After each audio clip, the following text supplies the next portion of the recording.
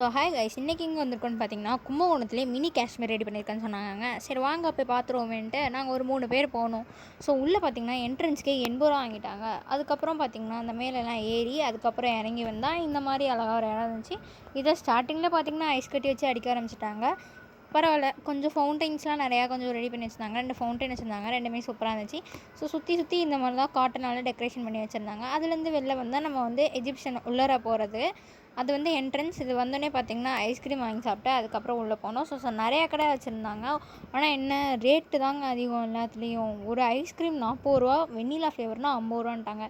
First நாங்கள் போன ரைடே இதுதான். அதுக்கப்புறம் இந்த ரைட் போனோம். இந்த ரைடு எத்தனை பேர் போயிருக்கீங்கன்னு கமெண்ட் செக்ஷனில் கமெண்ட் பண்ணுங்கள். கப்பன் சாஸ்திரில் போனேன், ஏண்டாவா போனேன்னு ஆயிடுச்சு. அதனால் ராட்டினம் போகல. அதுக்கப்புறம் பார்த்திங்கன்னா பேய் வீடு தான் போனோம். ஸோ பேய் வீடு வேறு லெவல் ஃபன். நான் கூட பயந்துகிட்டே தான் போனேன்.